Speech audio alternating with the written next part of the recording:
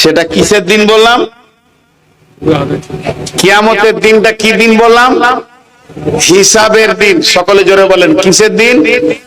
তাহলে আপনার সঙ্গে আমি দীর্ঘদিন বিজনেস করছি, আপনি আমার মহাজন, আমি আপনার কাস্টমার, এর হিসাবও হবে। বক্তব্যের বিষয় তাই বলছি। আপনাদের এলাকায় বেনামাজি মসজিদ কমিটি আছে? এত চুপ কেন এরা? ওটা তো দ্বিতীয়বার জিজ্ঞেস করলাম, প্রথমবার জিজ্ঞেস করলাম তখন চুপ কেন? বেনামাজি মসজিদ কমিটি আছে? এরা ভয়ে ভয়ে বলছে আছে আছে আছে, মানে ওরা এইখানেই আছে, মারবে আর কি। হ্যাঁ, বেনামাজি, চোর, মাতাল, আর বলবো না, নোংরা নোংরা চরিত্রের লোক মসজিদ কমিটি আছে। সুদের বিজনেস দাপিয়ে চালাচ্ছে, আবার মসজিদের মতোয়াল্লি হয়ে বসে আছে। আছে না নাই? জোরে বলেন। এত ভয়, তেরা মসজিদকে নিয়ে দায়িত্ব নিয়েছে। এটা আল্লাহ রসুল বলেছেন যেটা কিয়ামতের আলামত। কিয়ামতের আলামত মসজিদ।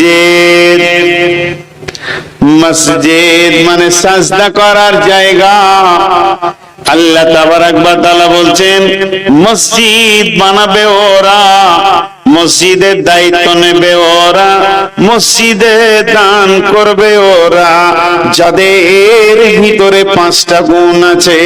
মান আমানা বিল্লাহি ওয়া বিল ইয়াউমিল আখিরি ওয়া আকামাস সালাতা ওয়া আতাস যাকাতা ওয়া লাম ইয়াখশা ইল্লাল্লাহ ফাআসা উলাইকা আইয়াকুনু মিনাল মুহতাদিন।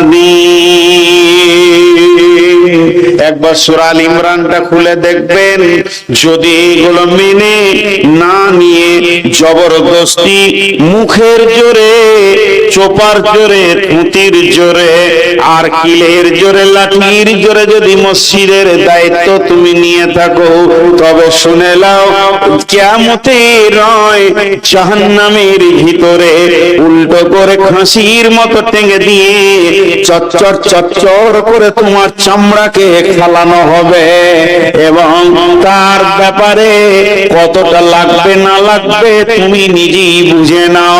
অতএব শুনে নাও, আমার রব বলছেন মসজিদের দায়িত্ব থাকবে 5টা গুণ যার আছে। 1 নম্বরে যার আল্লাহর উপরে ঈমান আছে, 2 নম্বরে যে আখিরাতের উপরে বিশ্বাস রাখে, 3 নম্বরে যে নামাজ পড়ে, 4 নম্বরে যে যাকাত দেয়, 5 নম্বরে এক আল্লাহ ছাড়া পৃথিবীর কাউকে ভয় করে না। এই 5টা গুণ যার ভিতরে আছে, আল্লাহ বলছেন ওই বান্দা আমার মসজিদের দায়িত্ব নেবে।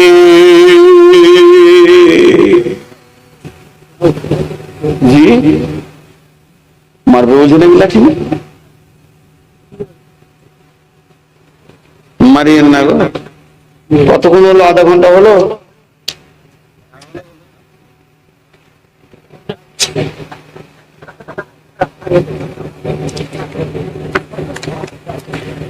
আগামী বছরে জালসার ডেট লিখব, যারা আসবে ডেট নিয়ে দেখবো, যারা 8টার মধ্যে দেবে, 2-3টে ডেট, এক ডেটই লিখবো, যারা তাড়াতাড়ি দিবে ওইটাতে চলে যাবো। সবাইকে ফাঁকি মারবো। মানে সমাজ আমাকে যা ধোঁকা দিয়েছে, এবার এদেরকে যদি আমি আর 20 বছর দিই তো গুনাহ হবে না, পূরণ হবে না। এতগুলো ধোঁকা খেয়ে আছে আপনাদেরই এলাকায়। আমি এসে বলছি ভাই ক্লান্ত আছি, শোয়ার জায়গা দেন। বলছি শুলে হবে? প্রধান বক্তা বসে থাকতে হবে, লোক দেখবে, তবেই তো বুঝবে যে এসেছে। শুতেও দেয় না আপনার এলাকায়। কান ধরেছি, জীবন আর যায় না। 6বার ফোন করেছে, আমি বসতে পারবো না। বলছে না, স্পেশাল ঘর থাকবো না, বসতে পারবো না। আজকে এসিতে ছিলাম। তো যাই হোক, মসজিদে বানাতে গেলে 5টা গুণ থাকতে হবে। সেই 5টা গুণ আমাদেরকে ভেবে দেখে নিতে হবে। আল্লাহর প্রতি ঈমান, আল্লাহর প্রতি ঈমান থাকতে হবে। সবারই তো ঈমান আছে আল্লাহর উপর। টাকাগুলো গুটি ভরে নিয়েছেন নেই টেবিলে? টাকাগুলো কই নিয়ে চলে গেছে। তাহলে কি করে কি বলবো? দেন 100-200 টাকা কেউ দান করবেন তা করেন চট করে। 500-1000 দেখেন এই টাকাটার দিকে আবার তাকান। এরা কিন্তু টাকাটা আমাকে দেয়নি, এটা দিয়েছে কাকে? আল্লাহকে। কাকে দিয়েছে? আপনারা আমার সঙ্গে কথা বলেন, এই টাকাটা দিয়েছে কাকে? আল্লাহকে। কোথায় ছিলি ভাই এতক্ষণ? বাড়িতে এত লেটে আছে, আমার দুয়ারই পাইনি তখন থেকে রে। আহা, যা আবার মিষ্টি খেয়ে। তো এই টাকাটা, হ্যাঁ হ্যাঁ আমার পরে তোর বায়না হয়ে যা। এখন কালেকশন করবো না, কালেকশন যা আবার হয়ে গেছে, আর কালেকশন করবো না। এই টাকাটা দিয়েছে আল্লাহকে। এবার এই টাকাটা আমি হাত দিতে যাচ্ছি, আমি মসজিদ কমিটি সেক্রেটারি, এই পর্যন্ত এসেছে, উদাহরণটা দিচ্ছি এবং আয়াতের সঙ্গে মিলাচ্ছি। টাকাটা আমি নিব, নিয়ে আমার কাছে রাখবো বা আমানত রাখবো, কাজে লাগাবো, মসজিদের কাজ করব। যখন এই টাকাটা হাত দিতে এসেছি, মনে করেন বলছি, আবার মনে করেন বলছি, মানে একটু মনে মনে ধরতে হবে। আল্লাহ বলছে এই দাঁড়া, এই টাকাটা কার? টাকার মালিক হলো আল্লাহ। আল্লাহ যখন টাকাটার মালিক, আল্লাহ বলছেন মান আমানা বিল্লাহি, যদি আমার উপরে ঈমান থাকে তবেই তুই আমার টাকাতে হাত দে। আমি নূর মোহাম্মদকে বলছি কি, আমি এই মসজিদের সেক্রেটারি, এই মসজিদের কমিটি, মতোয়াল্লি, যেই হোক, ক্যাশিয়ার, আমার উপরে ঈমান আছে? আমি বলছি হ্যাঁ আছে। আল্লাহর উপরে যতটা বিশ্বাস রাখা দরকার অতটাই বিশ্বাস আছে। আল্লাহ বলছে দাঁড়া, আর একটু দাঁড়া।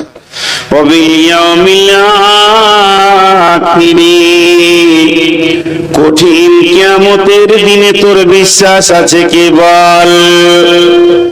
আবার আল্লাহ আমাকে দ্বিতীয় প্রশ্ন করলেন, কঠিন কিয়ামতের দিনের ব্যাপারে তোর বিশ্বাস আছে কি বল? আমি বললাম আল্লাহ হ্যাঁ আছে। তাহলে কিয়ামতের দিনটার নাম বল।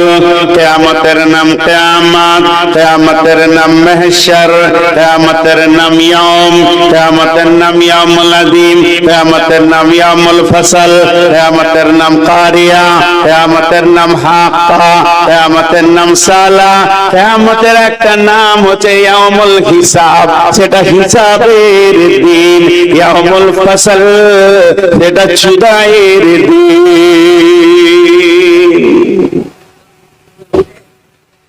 সেটা কিসের দিন বললাম?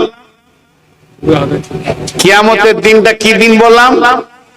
হিসাবের দিন। সকলে জোরে বলেন কিসের দিন? তাহলে আপনার সঙ্গে আমি দীর্ঘদিন বিজনেস করছি, আপনি আমার মহাজন, আমি আপনার কাস্টমার, এর হিসাবও হবে।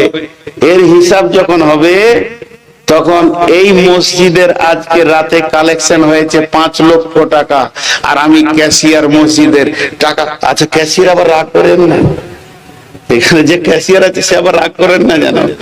আমি টাকাগুলো নিয়ে গিয়ে বাড়িতে রাখলাম, যথারীতি মসজিদের যেমন কাজ করার সেরকম করলাম।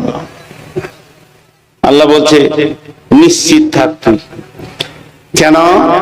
দেখবেন মাদ্রাসা, অনেকে বলে নূর মোহাম্মদ কেন মাদ্রাসা করেনি। আমি 3 বার মাদ্রাসা করেছি, কেউ জানে না। 3 বার মাদ্রাসা করে 3 বার তুলে দিয়েছি মাদ্রাসা, জায়গাগুলো দেখিয়ে দিল। প্রভাব আছে, কালেকশন করে নিয়ে আসছি। সেক্রেটারি বলছে, ক্যাশিয়ার বলছে টাকাটা দেওয়ার পর তোমাকে আর দেখতে হবে না, তুমি যা করছো করো। লুটেরা, লুটেরা, ভালো ভাষায় বলে দিচ্ছি, লুটপাট করে খেতে চেয়েছে। 3 বার বেরিয়ে এসেছি। এবছরকার রিপোর্ট নেবেন একটা, জিরামের মাদ্রাসাটা আমার ঘরে দিয়েছে। তো ফেসবুকে দাওয়াতে ছেলেরা ফোন করছে, আমি আবু দাউদ পড়ি, আমি নাসাই পড়ি, আমি ইবনে মাজাহ পড়ি, আমি মিসকাত পড়ি। কটকলা বলে চলে আয় রে বাপ, যত আছিস পরীক্ষা লিচি, কায়দা বুগদাদি পড়তে পারবে না। আবু দাউদের ছেলেকে জিজ্ঞাসা করা হয়েছে, আপনারা যারা আলেম বুঝতে পারবেন, যে বিসমিল্লাহটা তারকিব করো, তো বলছে বাহার পে যার ইসমে মাজদা। আবু দাউদ করেছে, যারা আলিম তারা বুঝতে পারলেন এটা কি বললাম। ও ক্লাস 1 এর উপযুক্ত নয়, তাহলে আজকে চুয়াপুকুর মাদ্রাসা, আজকে লাল গোলাম মাদ্রাসা, আজকে এইরকম যত মাদ্রাসা আছে, চুয়াপুকুর বলছি মানে এটা খারাপ আমি বলছি না, আমি আস্তাগফিরুল্লাহ, মাফ চাইছি, উদাহরণ দিচ্ছি। আজকে আমার মাদ্রাসাটারই কথা বলছি, বছরে 40 লক্ষ টাকা ব্যয় আছে, আর একটা ছেলে আলিফ শিখতে পারেনি, ওই ব্যয়টা আমানত হয়েছে না খেয়ানত হয়েছে? আলেমদেরকে জিজ্ঞেস করবো। 22টা একসঙ্গে 24টা ছেলে এলো, মাত্র 3টে ছেলে তার আবু দাউদ নাসাই পড়ে চলে এসছে, 3টে ছেলে ক্লাস 1 এ ভর্তি হলো। ওদেরকে বোঝানো হলো, বলে হুজুর যে ক্লাসে নেবেন ওটাতেই হবো, আমরা আলেম হতে চাই। আর বাকিগুলো কেটে পড়লো, কেটে পর টিকছেন। আমি বলে দিয়েছি 10টা শিক্ষক আছে, 10টা শিক্ষক থাকবে, 3টে ছেলে থাকবে, 3টে। 10টা শিক্ষকের বেতন দিব, 3টে ছেলে থাকবে। অভিভাবকদেরকে বলছি, বিশেষ করে আপনাদের হাতগুলো ধরছি, পা গুলো ধরছি, মাসে 3 বার সুগার চেক করেন। যে ছেলেগুলো কলেজে, ইউনিভার্সিটিতে, মিশনে পড়ছে, তাদের রেজাল্টটা 2 বার পড়ে দেখেন যে আমার ছেলে কত নাম্বার পেয়েছে, খোঁজ নেন। আর যেটা মাদ্রাসায় পড়ছে, খালি অপেক্ষা করছেন যে কবে মাংস ভাত খাবো আর ছেলের মাথায় পাগড়ি লাগবে, কিন্তু আসলে ছেলের ভিতরে কিছু ঢুকছে না, এ খবর আপনি নাই। নিয়ে আসেন আপনার ছেলেকে চুয়াপুকুর মাদ্রাসায়, নিয়ে আসেন আপনার ছেলে কোন মাসে পড়ছে, আমি এখানকার হেড মৌলানাকে দিয়ে আপনার ছেলেটাকে টেস্ট করেই দিব, দেখবেন ক্লাস 1 এর উপযুক্ত নয়। তবে সবগুলি কি তা নয়, সবগুলি কি তা নয়। তো আল্লাহ তাবারক ওয়া তাআলা বলছেন যে শোন, সেটা হিসাবের দিন, সেই দিন হিসাব হবে আমানতের খেয়ানতি। কেমন? একবার মাদ্রাসার হিসাবে বসবেন, জি এটা আমার বেটার বাড়ি, এটা আমার মেয়ের বাড়ি, ওটা আমার ছোট বেটা, এটা বড় বেটার বাড়ি বানালাম, আমি আব্বা দাঁড়িয়ে বানালাম। ছেলেরা বিদেশে কাজ করে, বাড়ি বানাতে গিয়ে মিস্ত্রি বলল 20 প্যাকেট সিমেন্ট লাগবে। চলে গেলাম বাস স্ট্যান্ডে, সিমেন্ট গুলো একটা গাড়িতে চাপালাম, মেশিন ভ্যানে বুটবুটিতে চাপালাম। গাড়িওয়ালা বলছে 20 প্যাকেট একসঙ্গে যাবে না, 50 প্যাকেট যাবে না। আমি বলছি পেছনে ঠেলতে ঠেলতে নিয়ে যাব। সেখানে গেলাম, আসলাম, আমার 1 টাকাও খরচা নাই, কারণ বাড়ি থেকে মুড়ি খেয়ে চা খেয়ে গেছে, আবার বাড়িতে এসে রুটি খাবো, কোনো খরচা নাই। আমি বাড়িটাকে তিলে তিলে লিভার বাঁচাচ্ছি, তিলে তিলে পয়সা বাঁচাচ্ছি, তিলে তিলে টাকাকে বাঁচিয়ে সুন্দর বাড়িটা বানালাম। আর যখনই মসজিদের দায়িত্বটা আমাকে দিয়ে দিল, আমি এবার ভাউচার বানাচ্ছি। চুয়াপুকুর টোটো ভাড়া হচ্ছে 10 টাকা, আবার ডাউন ভাড়া হচ্ছে 10 টাকা, 10 ব্যাগ সিমেন্টের দাম হলো 4000 টাকা, আর আমার টিফিনের ভাউচার হচ্ছে 550 টাকা। আল্লাহ বলছে হলার মাপবো, কারণ সেটা কিয়ামতের দিন। এর জন্য আল্লাহ কোরআনে বলছে এই টাকাটা তুই হাত ধরে নূর মোহাম্মদ, যদি তোর কিয়ামতের বিশ্বাস থাকে, তুই জুমার দিনে লোককে হিসাব বুঝিয়ে দিবি। গায়ের লোক বলবে নূর মোহাম্মদ ভালো ছেলে, টাকা মেরে খাইনি, কিন্তু মসজিদের তিলে তিলে হিসাব, এ টাকা ওই লোকগুলির টাকা নয়, ওরা আমাকে দিয়ে দিয়েছে, ওরা আমার কাছে কিয়ামতের দিনে বুঝে নিবে, আমাকে পরিশোধ ওদেরকে করতে হবে। এখন এই টাকা আল্লাহর টাকা, এই নোট কিনতে পড়ে রয়েছে আল্লাহর, আমি তার গোলাম, টাকাটা নিতে এলাম। আল্লাহ বলছে ঈমান থাকে তো নে, আখিরাত যদি বিশ্বাস করিস তো তুই টাকাতে হাত দে, কারণ পৃথিবীতে যতবার তুই হিসাব শোনা না কেন মুসাল্লিদেরকে, গাঁওয়ালাকে, এতে আমি আল্লাহ সন্তুষ্ট নয়। কঠিন কিয়ামতের দিনে আমি প্রত্যেকটি মসজিদের ইটের, প্রত্যেকটি সিমেন্টের রডের আমি তিলে তিলে তোর কাছে হিসাব বুঝে নিব। 3 নম্বরে বলছেন ওয়াকামাস সালাতা, তুই নামাজ পড়িস কিনা বল, যদি নামাজ পড়িস তো আমার মসজিদের দায়িত্ব নিবি, নামাজ না পড়লে তোর মতো বেঈমানকে কেমন আযাব দিতে হয় আমি রেডি হয়ে আছি, কারণ জবরদস্তি করে সমাজে নাম নেওয়ার জন্য তুমি মসজিদের মতোয়াল্লি কমিটি হয়ে থাকবে, আমি আল্লাহ ছেড়ে দিব না, তোমাকে 5 ওয়াক্তের নামাজই পড়তে হবে। আমি একটা প্রশ্ন করব, যে উত্তর দিতে পারবে তাকে, তার কাছে 2000 টাকা নিব।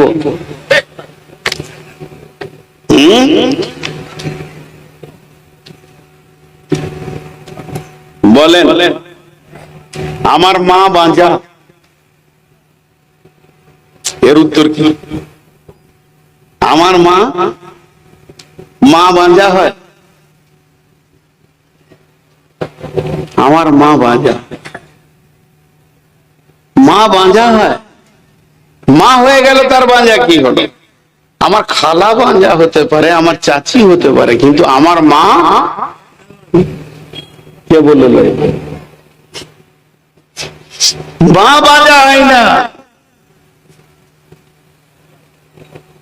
86 বছরের বৃদ্ধ লাঠি ছাড়া হাঁটতে পারে না, চোখের চশমা নাকের ডগে থাকে, আর ইউ হয়ে গেছে শরীরটা বেঁকে, রান্না করে খাচ্ছে, বৃদ্ধ আর বৃদ্ধা বেঁচে আছে, 86 বছর বয়স, 8টা ছেলে জন্ম দিয়েছে, 8টা তরু তাজা বেটা, 8টা বেটিগুলো তো বিয়ে হয়ে গেছে, 8টা বেটা 8টা বউ নিয়ে দাপিয়ে দুনিয়া করছে, মা আব্বা রান্না করে খেয়েছে।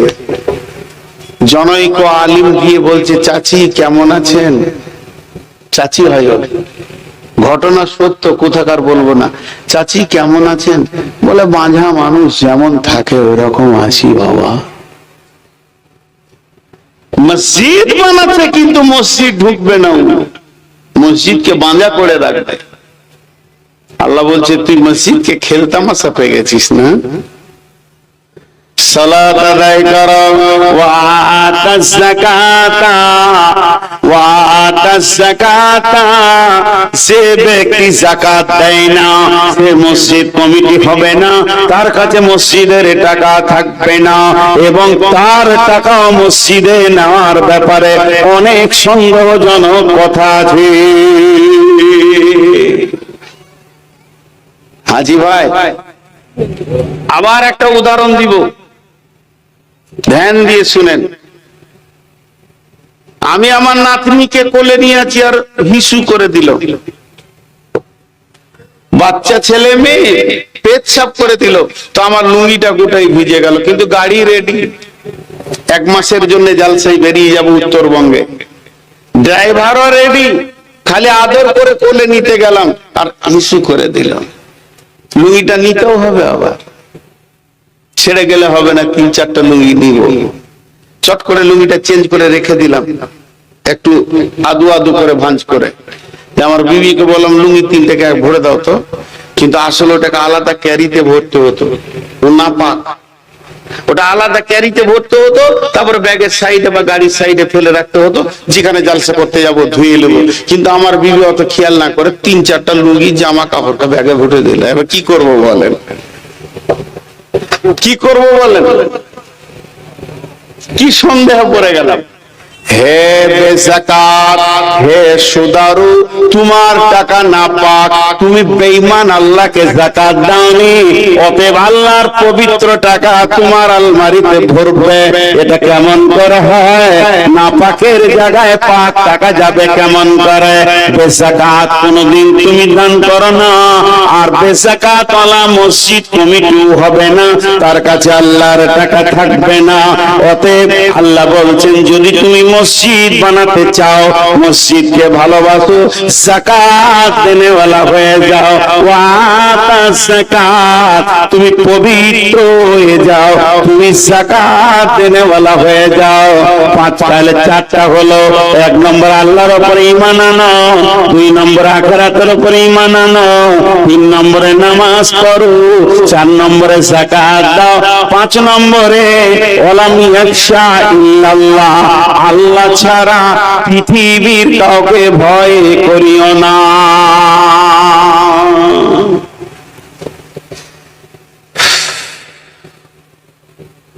আপনারা মুখ খুলেন একটু, ভালো মানুষ, ইমানদার মানুষ মসজিদের কমিটি আছে না নাই? আছে না নাই? আছে, আছে। আমি দুটি লোক দেখেছি নিজের চোখে, তাও নাম বলবো না, ভালো মানুষ। 30 বছর তার কাছে মসজিদ আছে, 25 বছর, 25-30 বছর মসজিদটা আমার হাতে দিল, ভেঙে এক্সটেনশন করতে হবে। তো খালি আমি বললাম, ভাই গত টাকাগুলো কোথায় আছে? বললো, ধান তো বিক্রি করেছি, প্রায় 40,000 টাকা পাবো মসজিদের জমি, ওটা আপনি সরাসরি নিয়ে নেবেন। আর যেটা মসজিদের কোটোতে উঠে না, আমার কাছে আছে, পরশু দিয়ে দেবে। 30 বছরের টাকা নিয়ে এসে যখন মসজিদে ঢেলে দিলে, তো টাকাগুলোকে চিট ছাড়াতে হচ্ছে। 1 টাকা লাড়েনি, যেমন কারো এরকম, যে সপ্তাহে যেটা উঠেছে ওইটাকে ওই রকম গিড়াতে মেরে ভরে দিয়েছে, 1 টাকা লাড়েনি। এরকম 2টি লোককে দেখেছি, মসজিদের টাকা যেমন কার ওই রকম, ওই নোটটাই ওর ঘরে একটা 500 টাকার নোটকে ভাঙিয়ে খুচরা করে কাউকে দিতে হবে, ও পাড়া পাড়া ঘুরেছে, আর ওর হাড়ির ভিতরই মসজিদের 50-60 হাজার টাকা রয়েছে, যেগুলো খুচরোতে ভর্তি, হাত দেয়নি। 2টা লোক পেয়েছি। এই লোকগুলোকে আল্লাহ বলছেন, এই লোকগুলোকে আল্লাহ কি বলছেন? ওয়ালাম ইয়াখশা ইল্লাল্লাহ, তুই ভালো আমি জানি তোর মধ্যে বেঈমানি নাই, আর তোর বিশ্বাস আছে আমি আল্লাহর কাছে ভালো, আল্লাহর টাকা এধার ওধার করিনি।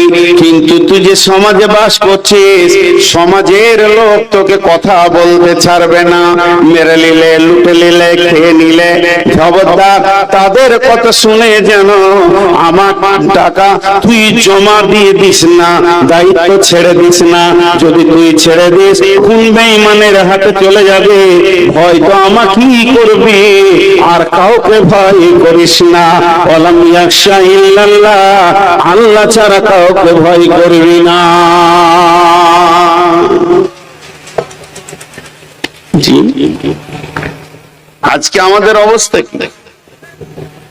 বিশ্বনবী মক্কা থেকে যখন মদিনা গেলেন, 13 রাত 12 রাত 13 দিন তিনি সফর করেছিলেন। জিদ্দা উপকূল হয়ে লোহিত সাগরের একদম কিনারা ধরে বিশ্বনবী মদিনা মানবরায় গিয়ে পৌঁছালেন।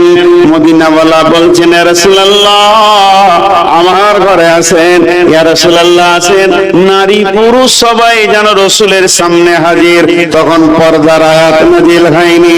বিশ্বনবী বললেন, আমি আমার উটের লাগাম ধরব না, আমার উট যেদিকেই যাবে আমি তার ঘরে গিয়ে মেহমান হয়ে যাব।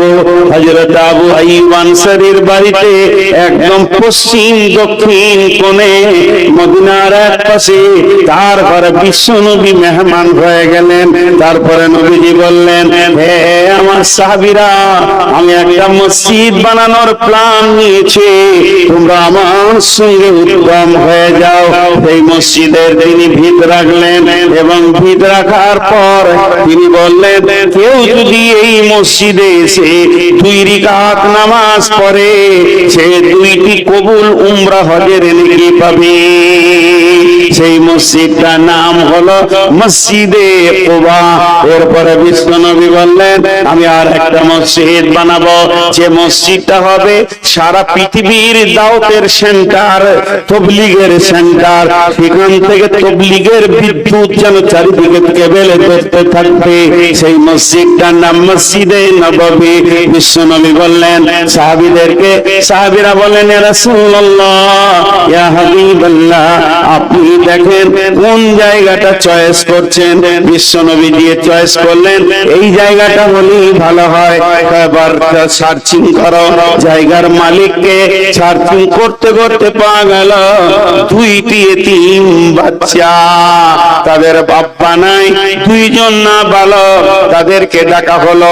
দয়ার নবী বললেন, সুনামানি তাদের গালে হাত দিয়ে, ও সোনা মানিক রে, তোমাদের জায়গাটা আমি পছন্দ করেছি, এখানে মসজিদ বানাবো, এবার তোমরা বলো।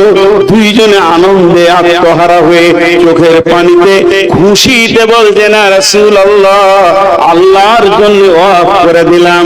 নবীজি বললেন, আলহামদুলিল্লাহ, কবুল করে নিলাম, তবে কিছু মাল না দিয়ে আমি মসজিদ বানাবো না। এবার বিশ্বনবী তাদেরকে কিছু মাল দেওয়ার চিন্তা ভাবনা নিলেন। ওই দুই ভাইকে তাদের হাতে কিছু অর্থ ধরিয়ে দিলেন। কেন অর্থ ধরালেন এ ব্যাপারে ইতিহাসবিদরা লিখেছেন, তা তো ফ্রি দিয়ে দিয়েছিল, কিন্তু অর্থ দেওয়ার কারণ বিশ্বনবী দেখলেন যদি সামান্যতম মাল না দিই এমনিতেই ইতিম, তারপরে কাফের বেঈমানেরা বলবে নবী মুহাম্মদ জবরদখল করে এতিমের মাল, ওদের কোনো শক্তি ছিল না, ছিনিয়ে নিয়ে মসজিদ বানিয়েছে, এই কলঙ্কটা পৃথিবীর বুকে হতে দিব না, ইতিহাসকে নোংরা করতে দিব না। তাই তাদের হাতে কিছু অর্থ ধরিয়ে দিয়ে ওই জায়গায় মসজিদ বানালেন, যে মসজিদটার নাম হচ্ছে মসজিদে নববী। কিছু না হলো ছাদের ভিতরে মানে 10 থেকে 15 লক্ষ লোক নামাজ পড়বে। এই মসজিদটা বর্তমান সরকার, এই মসজিদটা বর্তমান সরকার যা আছে এর আরো ডবল বানানোর জন্য উঠে বেড়ে লেগেছে। সমস্ত হোটেল 5 স্টার 7 স্টার হোটেল গুলো ভেঙে চুরমার করে দিয়ে মসজিদ বানানোর কাজে নেমেছে। অতএব বন্ধুরে, মসজিদ এমন একটা জিনিস, আল্লাহর ঘর। তাই বিশ্বনবী বলে গেছেন, মান বানা লিল্লাহি মসজিদান বানাল্লাহু লাহু বাইতান ফিল জান্নাহ।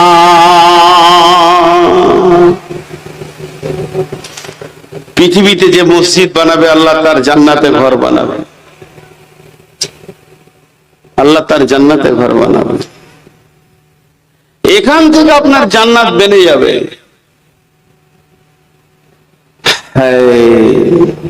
কিয়ামতের মাঠে আল্লাহর আরশের ছায়া ছাড়া কোনো ছায়া থাকবে না।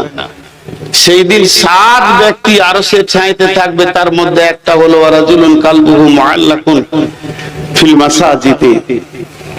ওই ব্যক্তি যার দিল মসজিদে পড়ে আছে, দিল মসজিদে পড়ে আছে। কিন্তু আমাদের অবস্থা খুব খারাপ। इस जमाना के लोग मस्जिद को बैतुल खाला जैसे इस्तेमाल करते हैं। মসজিদে ঢুকছেও তাড়াতাড়ি, বের হচ্ছেও তাড়াতাড়ি।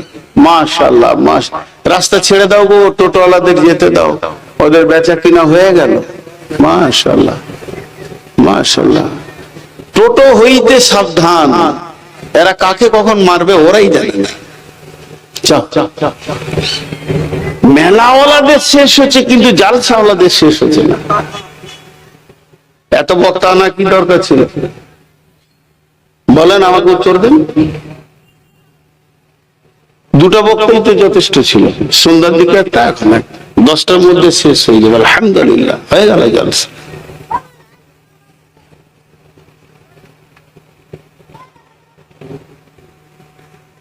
জি, আল্লাহ রাসূল বলছেন আরশের ছায়াতে থাকবে। বিশ্বনবী বলছেন, সাবাতুন ইদুল্লুহুমুল্লাহু ফি দিল্লিহি ইয়াউমুল লা দিল্লা ইল্লা দিল্লুহু, ইমামুন আদিলুন শাবুন নাসা ফি ইবাদাতিল্লাহি ওয়া রাজুলুন কালবুহু মুআল্লাকুন ফিল মাসাজিদে। ওই ব্যক্তিটা যার অন্তরটা মসজিদে টাঙা আছে, হৃদয়টা যেন মসজিদে পড়ে আছে, হাতে আছে তাও মসজিদে, বাজারে আছে তো মসজিদে, হাটে আছে তো মসজিদে, তার মন যেন মসজিদে পড়ে আছে। কখন আজান হবে, কখন যাব, এর দুনিয়াটা হবে মসজিদওয়ালা দুনিয়া, এর দুনিয়াটা হবে মসজিদওয়ালা দুনিয়া। আর আমরা যে 10 মিনিট ঢুকছি, দিলে যেন ছটফট করছে কতক্ষণ মসজিদ থেকে বের হব। এটা দুনিয়াওয়ালা মসজিদ হয়ে গেছে। এই মসজিদের ব্যাপারে আল্লাহ তাবারাক ওয়া তাআলার নবী বলছেন যে মসজিদ কি জিনিস শুনে লাও, মসজিদ কি জিনিস শুনে লাও। এমন একটা জামানা আসবে ওয়াজাহারাতিল আসওয়াকু ফিল মাসাজিদে, মসজিদে জোরে জোরে দুনিয়ার গল্প করবে, মসজিদকে ক্লাব ঘর বানাবে, বটখানা বানাবে। বন্ধুরা আমার, তা নয়, মসজিদ এমন একটা ঘর যা আল্লাহর ঘর। আল্লাহর ঘরকে অন্তর হৃদয় দিয়ে বানাতে হবে। এবার চুয়া পুকুরের লোকদেরকে একটা কথা বলছি, শুধু চুয়া পুকুর, বাইরে গায়ের লোক আছে ওদেরকে বলছি না, কিন্তু মুসলিম হিসেবে আবার সবাইকে বলছি।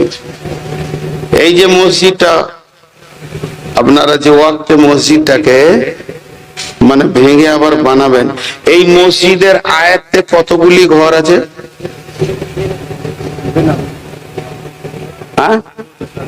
মোটামুটি মসজিদের আয়াতে কতগুলি ঘর আছে? 100, 150 হবে। একটা ঘটনা শোনাই আপনাদেরকে, সত্য ঘটনা। আমাদের এলাকায় বিরেলি বুঝেন? ইয়া নবী সালাম আলাইকা।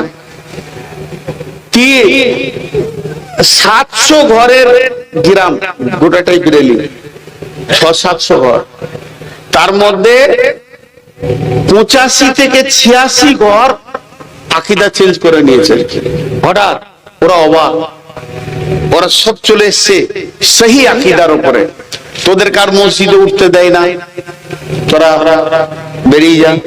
এবার গায়ে যতই হোক পারবে, বলছি মসজিদ তোদের একা নয়, তো ওই মসজিদ যদি নিবি, তো মসজিদের যেটা জায়গা আছে ওটা আমাদেরকে দে। আমরা মসজিদ বানিয়ে নি, একটা মিউচুয়াল হয়ে ওদেরকে একটা জায়গা দিয়ে ওদেরকে আলাদা করে দিয়েছে। ওরা এখন ধান্দা করছে যে নূর মোহাম্মদকে নিয়ে আসবো তো মসজিদ হয়ে যাবে, 2-3টা মসজিদ বানিয়েছে। কিন্তু আমি যে লোকের কাছে ভেঙে বানাচ্ছি, আমি তো আর ধরেন বিদেশ থেকে টাকা, বড় বড় কোম্পানির টাকা তো আমার কাছে নেই, আমি লোকের কাছে দরজায় চেয়েছে বানাচ্ছি। তা আমাকে নিয়ে গেল, এরকম বায়ান করলাম, মহিলারাও বায়ান শুনছিল। খালি ওদেরকে একটা কথা আমি বলেছি, 80টা লোকের 80টা ঘর, 80টা লোকের 80টা ঘর, সবাই নিজে নিজে ঘর আছে না নাই? আর 80টা লোকের একটা ঘর, পয়সা কেন চাইবে? বাইরে গায়ে, বাইরে গায়ের লোকের কাছে পয়সা কেন চাইবে? আজকে চুয়া পুকুরের লোকগুলোকে আমি মুসলমান হিসেবে দাবি রেখে বলছি, আবদার করে বলছি, 150টা লোকের একটা ঘর। কি জানতে দিব লোককে, কখন 2 তলা হয়ে মার্বেল লেগে যাবে? 150টা লোকের একটা ঘর, 1 লক্ষ করে টাকা দেন, 1.5 কোটি টাকা। 50,000 দিলে 75 লক্ষ টাকা। কেন দিবেন না? দিবেন না এটা কেন? এটা আল্লাহর ঘর, আপনার পাড়ার, আপনার। আবদার করেন। জি, আজকে জুমার খুতবা খুব কষ্ট করে উঠেছি। জামাই বলল আব্বা আপনি খুতবা দেন, উঠলাম।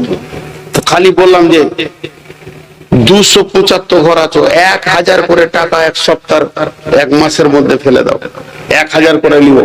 যে দেবে না তার বাড়িতে আমি হামলা করব। টাকা দিতে শুরু করেছে।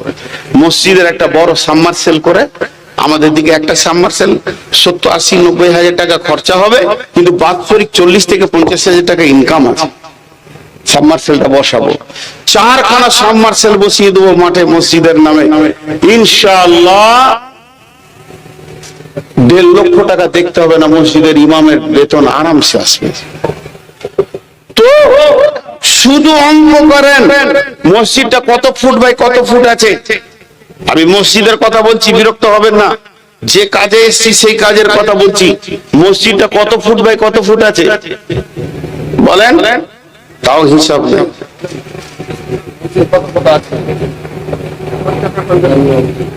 জি হ্যাঁ, 30/70 কি করে হবে? আপনাদের মসজিদ 30-25 হবে, দেখেন 30-25-এর বেশি হবে না, জান। হ্যাঁ, মানে উত্তর দক্ষিণে 30 হবে, পূর্ব পশ্চিমে 25 হবে। আমার আইডিয়া, মসজিদ ঢুকি বলে দিয়েছি, 30-25 হবে। তো আমি 30-30 করছি, তাহলে কত হচ্ছে? 30 × 30, 900। 900 ফুট জায়গা, প্রতি স্কোয়ার ফুটে 1800 টাকা খরচা হবে। প্রতি স্কোয়ার ফুটে 1800 টাকা খরচা হবে। খুব শৌখিন করলে 2000 টাকা খরচা হবে স্কোয়ার ফুটে। 18 লক্ষ টাকায় মসজিদটা চকচক করবে এবং 2 তলা মার্বেল হয়ে ঝকঝকে হয়ে যাবে। 15 থেকে 18 লক্ষ টাকা লাগবে। 18 লক্ষ টাকা 150 ঘর, 18 লক্ষকে 150 দিয়ে ভাগ করে দেন। নিজে টাকা বের করেন আর নিজের রক্ত ঘামার টাকা দিয়ে যখন মসজিদ করবেন, মসজিদটা দেখবেন তো কলিজাটা ঠান্ডা হবে। বিনা প্রসব যন্ত্রণায় আল্লাহ মেয়েদেরকে সন্তান দিতে পারতেন, আল্লাহর ক্ষমতা ছিল। প্রসব যন্ত্রণা এই জন্যই দিয়েছে যে সন্তানের প্রতি মায়ের মায়া মমতা ব্যথা বাড়বে। প্রসব যন্ত্রণা বেশি, মায়া তত বেশি। যত কষ্ট বেশি তত মায়া বেশি। নিজের রক্ত ঘামানো পয়সা দিয়ে যখন মসজিদটা বানাবেন, সারা জীবন মসজিদে ঢুকলে চোখের পানি পড়বে। আর বিদেশি টাকাতে চকচকে করে নেবেন, মসজিদে মন বসবে না। আমি যেটুকু পেয়েছি, আমি একটা মসজিদে 6 বছর ইমামতি করেছি, মাদ্রাসায় শিক্ষকতা করেছি, শুধু বক্তা নয়। তো ইমামতি করতে গিয়ে বলেছিলাম যে এই মসজিদে 2 লক্ষ টাকা কাজ হবে, বাইরে থেকে 1 টাকা নিব না। যুবকরা তোমরা বলো, বলে কি করতে হবে? বলে সরকারি কাজ এসে একটা 2.5 লক্ষ টাকার কেলেনকে এক্সটেনশন করতে হবে, কাটতে হবে। তোমরা গোটা গায়ের যুবক এক হয়ে যাও, টাকাটা করে দাও, মসজিদের জন্য কাজটা করে দাও। তারা 1.5 সপ্তাহ ধরে খাটলো, মাটি কাটলো, পুরো কাজটাকে কমপ্লিট করে দিয়ে ইঞ্জিনিয়ারকে দেখিয়ে দিয়ে 2.5 লক্ষ টাকা তুলে নিয়েছে, মসজিদকে জমা করে দেবে। ওই ছেলেগুলো মসজিদে এসে যখন তহরিমা বাঁধবে, চোখে পানি পড়বে, চোখে পানি পড়বে। অতএব কিছুগুলো প্ল্যান আপনাদেরকে দিলাম, যে প্ল্যানে আমি মসজিদগুলো বানিয়েছি। ভাইরা আমার, আল্লাহর নবী বলছেন, মান বানা লিল্লাহি মসজিদান বানাল্লাহু লাহু বাইতান ফিল জান্নাহ। যে পৃথিবীর বুকে মসজিদ বানাবে, আমার রব তার জান্নাতে ঘর বানাবেন, জান্নাতকে সাজাবেন, সুন্দর করে সুসজ্জিত করে দেবে। অনেক কথা আপনাদের সঙ্গে হলো, কতক্ষণ বকলাম, কতক্ষণ বললাম? 1.5 ঘন্টা। মাথা খারাপ, এখনো বোকা বানাতে চাইছে। 40-এ উঠেছি 10। যদি ঘড়ি না দেখি তো আমার শরীর আমাকে বলে দেবে যে এখন 1.5 ঘন্টা চলছে। জি, আর 10 থেকে 15 মিনিট আপনাদেরকে দেব। উঠবেন না, খালি একটা শর্ত, কেউ উঠবেন না। আমি অনেক কষ্টের উপরে বক্তব্য রাখছি, আর আসবো না সেটা ঠিক আছে। এসে যখন গেছি তখন ভুলই করেছি। মানে যে বক্তারা শরীর খারাপ বুঝে আর আসে না, সুইচ অফ করে দেয়। আমি ওদেরকে পছন্দ করতাম না এতদিন, মনে করতাম বেঈমান, মিথ্যা কথা বলছে। কিন্তু আমি ভাবতাম যে পৌঁছে গেলে সমাজ তো বুঝবে অসুস্থ। সমাজ বুঝবে না, বুঝবে না, জি বুঝবে না। তো আল্লাহ রাস্তে বলছি, আপনার আর 15টা মিনিট উঠবেন না।